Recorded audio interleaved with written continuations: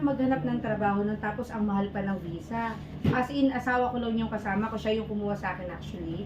Walang-wala talaga kami. Nagsimula kami sa wala, delay ang sweldo nun. 2014, na-experience na namin yung ganon. Naroon, magkaramay tayo sa OFW Journeys with Charm!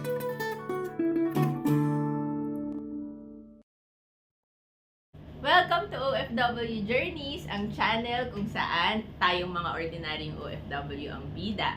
So siguro napapansin nyo ngayon, iba ang setting ng ating video. Kasi very special ang episode natin ngayon. Meron tayong special guest. 9 years na siya dito sa Dubai. She is an entrepreneur. And isi-share niya sa atin kung paano niya inumpisahan itong journey niya into being an entrepreneur dito sa Dubai. Diba? Amazing na makakilala tayo ng entrepreneur dito sa Dubai. So, she's none other than Princess Lacanilao. Thank you sa pagsasabi mo ng yes sa akin sa pagpayag na mag-guest dito Ako, sa ating channel. pleasure. Actually, first time ko ang sumabak sa ganitong klaseng interview. So, ayun. Kaya sobra akong na-inspire nung nag-yes ka sa akin. Kasi isang tanong ko lang, pumayag ka na agad. So, kumbaga, gusto ko ma-share kasi natin sa mga OFWs yung story mo. Kasi nung kunwento mo sa akin, very inspiring siya. So, kwento mo muna sa ating mga viewers kung paano ka ba nag-umpisa dito sa Dubai. So, 9 years ka na, di ba? Ano-ano yung mga na-experience mo? So, yun. Nag-start ako 2014. Nandito na ako sa UAE. Ang hirap maghanap ng trabaho nun tapos ang mahal pa ng visa. As in, asawa ko lang yung kasama ko, siya yung kumuha sa akin actually. Walang-wala talaga kami. Nagsimula kami sa wala, delay ang sweldo nun. 2014, na-experience na namin yung ganon. And then, 1 month lang yung tourist visa na kinuha sa akin. Kasi low budget tayo, nagsisimula pa lang. First, first work ko na na-applyan at na-hire naman ako is sa bakery, sa factory yon. Sikat na bakeryhan yun eh. So, sa factory, as in first time kong maka-encounter ng mga factory work. Sa Pinas kasi sales ako, tapos sa office. Nabigla lang ako kasi ano pala yung work niya,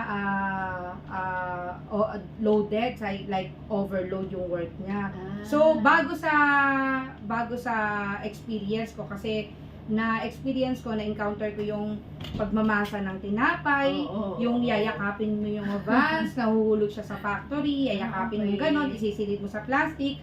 Lahat yun yung pagbubutas ng itlog na 4 na piraso, tapos sabay ganon, kailangan mabilisan. So, kasi isa ako, pagka nag-work, I don't care kung magkano yung sweldo. Pag ako nag-work talaga, dedicated. So, sinasa puso ko. Kahit saan ako ilagay, gusto ko yung trabaho o hindi. Basta pag nag-start ako, magugustuhan ko na siya at kailangan ko ng gustuhin. So, ganun ako. Nung nag-work ako nun, yes, binibigay ko talaga yung best ko. Nung nag-work ako doon, mabilis akong kumilos. Napansin ko lagi akong pinupull out. Pinupull out ngayon, sabi niya, nasan si Princess dyan, punta ka dun sa magbasa kayo ng itlog kasi urgent, kailangan ng itlog, alam mo naman factory, di ba? So pupull out ako, yung itlog, hindi ka nila tuturuan, titignan mo lang, yung ginagawa nila, sabay pag sinalang ka, gagawin mo na. So isang malalaking drum ng mga itlog na kailangan mo basagin, 4 ang hawak nila, which wala pa ako experience.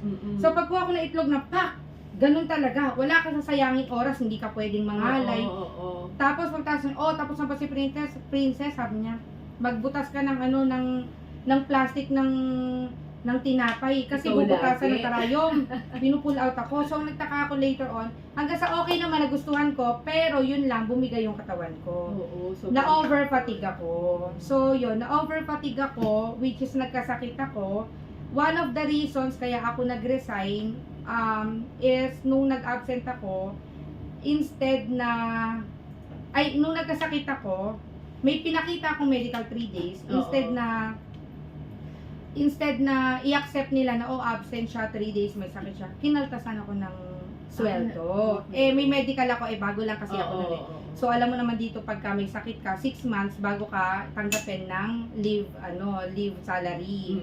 Bago mo ma-claim yung leave mo. Nasa proby ka pa. Yes. Ako ay 1 week pa lang noon, nagkasakit na ako kasi na-over fatigue ako. Sobrang daming trabaho, nakatayo ka, nagtatrabaho. So, maaga yung gising noon, 5 a.m. hanggang 4 yata or basta gano'n something na gano'n. So, yun, nagkasakit ako. After noon, kinultasan ako sweldo. Nakuha ko na may sahod ko. Tapos na, extend ko ng visa ko, nag-apply ako sa iba. Nag-apply ako, hindi ako sumuko. Siyempre, laban lang. Oo, OFW oo. tayo. So, nandito ka na para lumaban, hindi para sumuko. Tuloy-tuloy na. Yes. Oo. So, perfect na nakahanap ako ng gusto ko. Yung magmamatch sa skills ko. So, nakahanap ako ng sales. Nag-sales ako, nagtatrabaho ako, nag-abaya. Abaya yung mga paninda namin. Nagkaroon lang ng konting conflict kasi hindi marunong mag-English yung amo ko. So, Moroccan sila. Arabic, Moroccan, gano'n. Malaking adjustment sa akin yon. 10 to 10 yung duty ko. Doon ako naka-encounter ng talagang ang sahod ay 1.5. Sa akin pa lahat. 1.5, 12 hours sa akin lahat. Kasi way back 2015 yun eh. Ganun talaga ang mga sahuran nung araw. Tapos sa'yo lahat, ang katuwang ko lang ay asawa kung magkano lang din na sweldo. So, na-encounter namin yung 1 week, walang-wala talaga kami. Like, papadalan pa namin sa Pilipinas. So, saan naabot ang 1.5 mo? Imaginein mo na lang. Doon yung time na naghanap ako ng extra income. So, syempre, kasi linya ko na rin ang pagtitinda sa Pilipinas pa lang. Yes. Sa Pilipinas pa lang, yung katabi ko ngayon na shop is nag-alok sa akin. Sabi niya, Princess, baka gusto mong magtinda-tinda. Which is, mahilig ako sa paninda. Binigyan niya ako ng mga lipsticks, mga bags, okay, mga wallets, ganyan. Tapos eyeliner, pinasok ko rin yan, lahat ng klase ng pagtitinda. Alam mo ba noon, ang service lang namin mag-asawa, bike.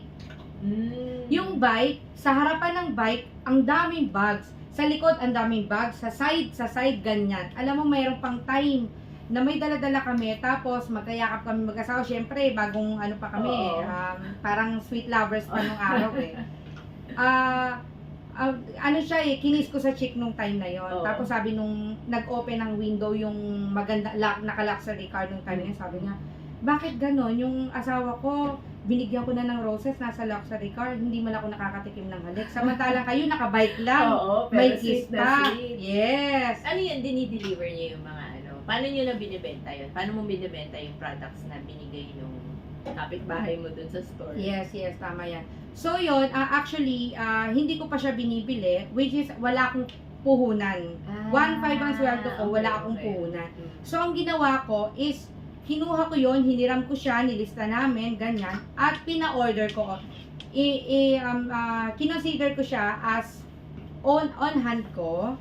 Cleanin ko siya as on hand ko, and then inalok ko sa bahay namin.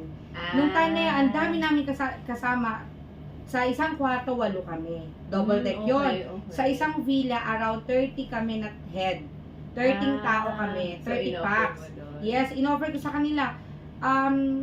May encounter mo rin or may experience mo rin kapag nasa sales ka na hindi lahat ay magkaka-interest dun sa ino-offer mo. Yes. Kahit kakilala mo yan or friendship, minsan may aalokin ka, hindi pa tinitignan, hindi na sila interesado. So, dapat, handa ka rin sa mga yon. Huwag kang masasaktan kasi hindi natin alam, baka wala rin silang budget, tulad ko, or tight sila, or hindi pa nila kailangan. Hindi talaga ako pumapayag na wala akong extra income, hindi lang dito sa UAE, hindi lang sa sweldo kong mababa, kundi sa Pinas. Sa Pinas kasi, habang nag-office ako, nag-i-avon ako. Yes. So, gusto ko talaga na meron akong pinagkakaabalahan pagtitinda. Which is sa sales talaga yung gusto ko. Yun talaga. Oo. Nasa passion ko na talaga yun. Kasama na talaga sa buhay ko. So, yun, nung nagtitinda ako sa bahay namin, nag-aalok-alok ako, papatungan mo lang siya ng 20 dirham, 10 dirhams. Minsan, pag 1 month to pay, 30 dirhams. So, malaking bagay na yon. Babayaran yun sa'yo. Siyempre, ikaw naman, para good ka dun sa nagbibigay, bayaran mo rin agad. Maglistahan kayo. Ganon. Pagka naubos, or ito, napaubos ko, ito na free wallet, benta mo rin pag may binigay sa'yo free. Ganon. So, yon, nakaipon kami no ng alahas, nakakapagpadala na kami sa Pilipinas, ganon. Yun yung mga extra income namin ng mga panahon yun. Tapos after nun, after 2 years, tinapos ko naman yung contract ko doon kahit mababa yung sahod ko. Tinapos ko kasi maganda talaga na background mo dito sa UAE especially Oo. kasi sa Pinas 6 months contract lang tayo eh. So dito kailangan mo tapusin yung 2 years contract mo. Magustuhan mo man yung trabaho o hindi, kailangan mong mahalin at kailangan mong yun na yun, i-claim na yun, na yun na yung trabaho mo for 2 years. Kasi Saka ka makikita rin nila yun kapag alis ka ng alis, no? Yung Yes. parang sa, ano mo, kumbaga sa impression sa'yo ng mga employers, no? ba't alis ka ng alis? So, hindi Oo. siya magandang background sa inyo. Tapos yun, after nun, eto na yung magandang kwento nun. After nun, nag-aral ako sa FI kasi ang target ko naman, Filipino mag-office. Institute. Yes, nag-aral ako sa Filipino Institute. Kumuha ko ng secretarial, basta lahat ng background pang office kinuha ko. Kasi ang target ko, alam mo kung ano, mag-office. Okay. Parang nung time na yon, mababa yung offer ng sales. Baka pag nag-Dubai Mall ako, konti lang din. Tapos yung time ko na 10 to 10, syempre tao ka lang din. Gusto mo rin Pagod ma-experience ka ang din. araw, Oo. lumabas. Ang sales kasi normally talagang mahabang oras yun. Oo. 12 hours. Imagine Saka mo. usually walang bakasyon. Yes. Tapos pag may mga holidays, yung iba nagsasaya sila doon, namamasyal, nagbi-beach, Oo, ikaw lang. nagtitinda. Correct. Yes, tama ka dyan. So yun, pinilit kong makatungtong naman sa office, Oo. which is maka-experience naman ako ng 2 days off, Correct. Saturday, Sunday, Oo. di ba, yun yun. Tapos yun, nag-aral ako sa FI, kinuha ko lahat ng mga courses. Kahit di ko alam, kinuha ko na rin, accounting. Kasabay habang nagsisales ka pa niya. Yes, nag-aaral ako. Alam mo ba, yung work, yung current work ko na 1.5 ako na yung 2 years na yung 10 to 10, yung day off ko na lang na nag-iisang Friday, kinukuha pa nila. So, naging conflict sa akin yun. Pero, pinilit ko talaga mag-aral every Friday. Oo. Doon ako nag-enroll. 200 pa yung tuition fee nun, mababa eh. Nasa batch pa kami ng batch 3 pa lang sa FI nung mga Oh, panahon bago pa na. lang. Yes, sa Algos branch pa kami. So, every day off ko, kung paano kung pinagkasya yung oras ko, di ba? Every day off ko, every Friday, pumapasok ako. Tapos may time na paggabi, nagtatrabaho ako. Kinabukasan, pasok na naman ako. So, in 2 years talagang wala kang pahinga. Hindi hadlang yung oras. Kung talagang hahanap ka ng paraan at gusto mo, kahit anong oras yan eh, may mga oras para dyan, ang maganda niyan is, mag time management ka. Lagyan, Oo. laanan mo rin ng oras yon. Laanan mo ng Yung oras. pag-aaral. Oh, imagine mo, nakakapagsimba pa kami ng mga panahon yun. Wow. Hindi pa uso ang pandemic Oo. noon. Nakakita ako ng mga nag-i-interview sa office kasi yun ang tinarget kong Oo. applyan. Tapos merong isang naligaw, which is yung may tumawag sa akin na naligaw. Nagpunta ako ng interview.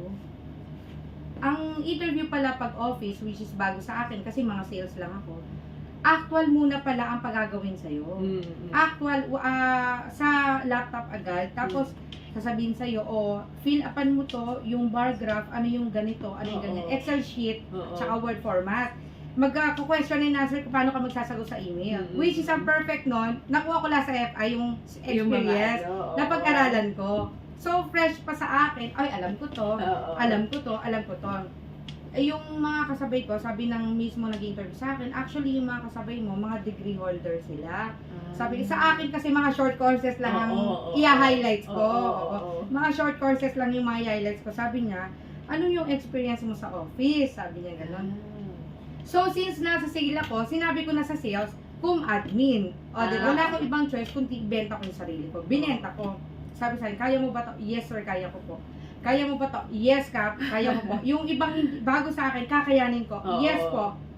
I can do that. Basta ganun lang na I can. Which is, hindi naman pwedeng I can. Kailangan, yung confident level mo is hindi lang 100%. Kung kinakailangan 200% to the highest level.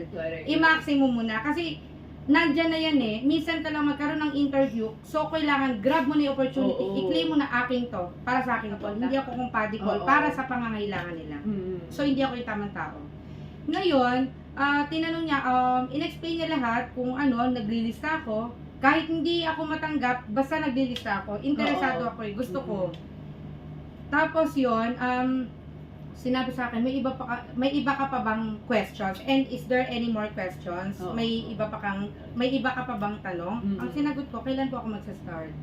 Yun ang tinanong ko. Talaga? Yes. Confident talaga, no? Where will I start, sir? Oo. When will I start? Oo. Yun ang tinanong ko. So, sabi niya sa akin, as I have told you, sabi niya, in-explain ko naman sa'yo, na ang kailangan namin is ganito, tapos February pa. February, ikaw ay March pa. Okay lang sir, maghihintay po ako ng tawag kung ano man yung maging decision nyo. So, syempre, kasabay nun, kiniklaim na natin or pag dumaan ka na kasi sa maraming experience ang interview, so yun, wala na. Hindi na para sa'yo. So, after nun, nag-toilet na ako, tinawagan ko na yung amo ko na on the way na ako pa uwi, nagchinelas na rin ako. Nung nasa toilet ako, may tumatawag sa akin. Excuse me. So, may tumatawag sa akin, sabi niya, is this Princess? Sabi niya gano'n. This is Shaquille, the one who interviewed you earlier. This is from HR of blah blah blah blah. Sabi niya, can you come here, please? Sabi niya gano'n. Kasi, Mr. blah blah, you are Shortlisted. so you are shortlisted and I think they're going to give you an offer letter. Wow! Sabi niya, Grabe. which is na-shock ako, hindi ako prepared. Oo. Sabi ko, ha? Nabigi-bigi pa ako, girl. May pagabing, ha? Ano ba? Siyempre, utalo-uta pa, yes sir, what? What is that? Ganon, diba? Na-shock ka eh. Oo, na-shock ako, hindi ako prepared. Yung hindi ko pinagdandaan yung offer letter daw. So yun, offer letter daw, pag ano ko doon, sabi nung pinaghintay ako, walang sinabing kahit ano, walang sinabing tanggap ka na, wala. So, sinabi sa akin, umupo ka dyan, may papapirmahan ako sa'yo. First time ko kasi makita ng, hindi ba first time nakalagay dun sa offer is valid for 3 days. So, inano ko pa yun, sir, after 3 days, hindi na ba ako matatanggap? Yun yung mga ganon, the offer letter is valid for 3 days, kanya. After 3 days lang po ba, tanggal na ako sa trabaho, ganon. Huwag ka, hindi pa ako natatanggap, tiniisip ko, tanggal na ako sa trabaho, which is di ko pa napapapirmahan yung offer letter. Ganon ako pa-excited. Nga pala, bago ko makalimutan, nung tinatanong ako sa interview, syempre, binibenta ko na yung sarili ko noon. Ito yung part ito yung medyo exciting part, which is, ang advice ko sa ibang mga OFW, gawin nyo rin po ito, white lies lang ito, pero kailangan ma-experience nyo rin at magawa nyo. So, gayahin nyo to. Nang may confidence. Yes. Ito, tip to talaga. So, tinanong ako, how much is your salary expectations? Magkano na ba yung nakukuha ko before? Di ba nabanggit ko 1.5 lang? Siyempre, sinabi ko, 3,000 na po ako sa dati, sir. 3,500 ang expectations ko ngayon. Which is, ang laki ng pinagkaiba, times 2. Doble. Yes, kailangan panindigan mo na 3,000 ka dati. Siyempre, hindi mo naman pwedeng sabihin 1.5 lang. Tapos, ang i-offer sa'yo, 1.8. Correct. Tama. Yes. So, yun po, yung mga discarding tinatawag natin. Mga white lies lang yan, pero kailangan discardihan mo. Dahil nandun ka na eh. Nasa field ka na I-claim eh. mo na. Yes, i-claim mo na. So, from 1.5, sinabi ko ang offer ko is 3,000. Ang current salary ko is 3,000. Inoferan ako ng 3,500. So, syempre yung tenga ko nun, 3,500, ang laking pera nun. So, syempre, napakalaking pera nun nung mga panahon yun. Dahil from 1,500, magkakaroon ako ng 3,500 na sahod. Tapos, ito pa. Ito kaya pala ako natanggap. Di ba? Kaya ako natanggap doon, di ba? 3 kasabayan ko ay degree holder. Kaya ako natanggap, di ba, binanggit ko na binibenta ko yung sarili ko. Sa 1.5 kong sahod, sa loob ng 2 years, kahit isang beses, hindi ako umabsent. Iyon ang sinabi ko. At sinabi ko rin na naghahawak ako ng cash, walang nawawala kahit isa. Kung gusto nyo, tawagan nyo yung amo ko. So, binigay ko yung number ng amo ko. Doon sila nagkagusto sa akin. Doon sila nagka-interest. Yun yung twist. May twist na naganap. Nakita nila yung passion mo na hindi Yes. absent. Oo. Tapos Sabi ko- trustworthy. Oo. Kasi yung hinahire nila ngayon, yung ina-applyan ko is yung amo is laging nasa ibang bansa. Ang kailangan nila trusted na tao. So yun, sabi ko, sir, eto pala yung number ng amo ko. Pwede mong tawagan kung gusto mo ng reference. Kung gusto mo ng proof na wala akong absent, na humawak ako ng pera, ganito. Tinawag ako yung amo ko. Madam, sabi ko, Madam, pag may nagtanong sa'yo, sabihin mo 3,000 offer mo sa akin ha? Kasi tatanong niya yun kung magkano offer. Pero yun lang ang sinabi ko. The rest, hindi ko na siya kailangan diktahan kasi siya na isasagot. Don't worry, Habibti. I will tell that. Yes, oo. So yun, tumawag talaga sila. Tinawagan talaga yung pinaka-amo ko. Sabi ko, Madam, may tumawag ba sa'yo? Sabi niya, yes, Habibti, someone called me already. Sabi, oo. So yun yung time. Tapos, ito pa. Hinintay talaga ako na February kailangan nila. Hinintay ako hanggang sa matapos ako. Humingi pa nga ng 3 days na training yung magiging yung papasukan ko ngayon, which is umokay naman yung amo ko, basta bayaran ko yung 3 days. Oo. So yun, okay naman, nagkaintindihan naman. So wala akong na-miss na araw hanggang sa huling hininga doon sa trabaho ko. Wow, Hanggang sa naman. pag-duty, yes. So yun na first day ako, so akala ko yun na. Nag-office na kasi bago natanggap na ako, nandun na yung 3-5 na hihintayin ko ng isang buwan. So okay na. Pag first day ko, syempre ang ganap natin naka-makeup to the highest level, high heels. heels. Walang nagturo sa akin kung ano yung gagawin. Oo. So bahala ka pala sa buhay mo. Oo. To cut the story short, okay naman siya, okay. Ang naging main concern, delay ang sweldo. So, yung trabaho ng asawa ko na 15 years na siya doon is nade-delay. Yung sahod ko na 3.5 is delay. Hindi namin pinaghandaan na 3 months delay. Hep, ipahintulot nyo na bitinin ko muna kayo sa mga kwento ni Princess. Marami pa siyang kwento sa next episode. I-share niya sa atin kung ano ba yung pinakamabigat na pinagdaanan nila. Sa dami-dami na napagdaanan niya, hindi pa yun ang pinakamabigat. And ikakwento niya sa atin kung paano nila nalampasan yung hirap na napagdaanan nilang pamilya, and i-share nila sa atin na yung miracle talaga ni God sa buhay nila. And yun, so sana abangan nyo. See you next week. And by the way, i-share ko dito yung mga social media accounts ni Princess and ng business niya. So sana supportahan nyo sila para sa ating mga kaibigan dito sa Dubai. Thank you! See you!